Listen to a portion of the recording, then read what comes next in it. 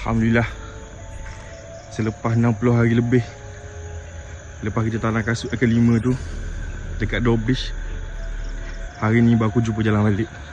Kat 3 bulan dah. Gimari tempat tula. Akhirnya hari ni kat 3 bulan lebih baru sampai rumah, baru jumpa rumah. Gila. Assalamualaikum. Kosong.